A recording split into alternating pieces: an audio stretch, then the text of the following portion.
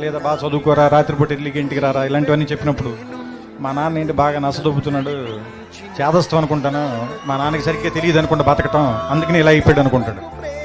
వీడికి ఒక 20 ఏళ్ళు 25 ఏళ్ళు వచ్చి ఒక అమ్మాయిని పెళ్లి చేసుకున్న తర్వాత ఒక ఫ్లాట్ రెంట్కి తీసుకోవటం, ఉద్యోగం చేయటం, నెలాఖరికి వచ్చేసరికి అప్పులు చేయాల్సి రావటం, బిల్స్ కట్టాల్సి రావటం, ఇలాంటప్పుడు నాన్న మనం మరీ అనుకున్నంత వేస్ట్ ఏం కాదనుకుంటే బాగానే మేనేజ్ చేసినట్టున్నాడు 4 పిల్లలు, కానీ మనకి దీనమ్మ ఇంకా ఒక్కడిని కూడా కనకుండానే ఇంత కష్టంగా ఉంది మనకి అనిపిస్తుంది.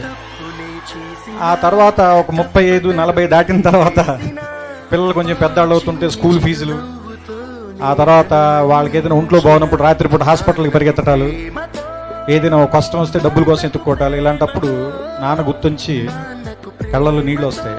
ఈ బాబు ఇన్ని కష్టాలు పడి మన అందరినీ పెంచి ఇక్కడ దాకా తీసుకొచ్చాడని. కానీ మనం అది చెప్పేసరికి చాలామంది నాన్నలు ఉండరు, చచ్చిపోతారు.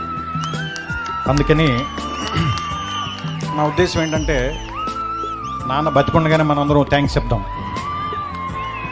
మన భారతీయులందరికీ కూడా ఒక డే అనే దాని మీద పెద్ద నమ్మకం లేదు.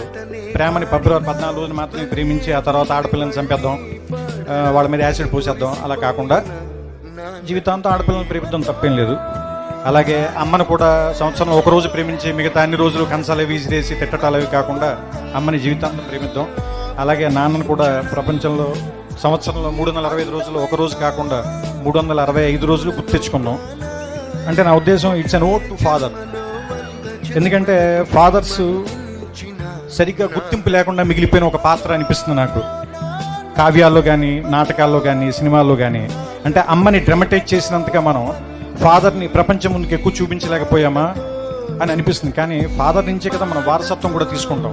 ఫాదర్ ఇచ్చే డబ్బులు కాదు, ఫాదర్ ఇచ్చే పేరుని తీసుకుని ముందుకెళ్తాం. ఫలానా వాళ్ళ అబ్బాయి ఇతను, ఫలానా వాళ్ళ మనవడు ఇతను, లేదా ఫలానా ఫ్యామిలీ నుంచి వచ్చాడు ఇతను.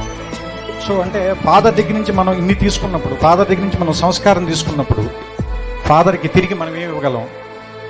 కృతజ్ఞత. ఫాదర్ కృతజ్ఞత కోరి మనం పెంచడు కదా, మరి ఏమిద్దాం? ఒక జ్ఞాపకంగా గుర్తుపెట్టుకున్నాం, మర్చిపోతాం.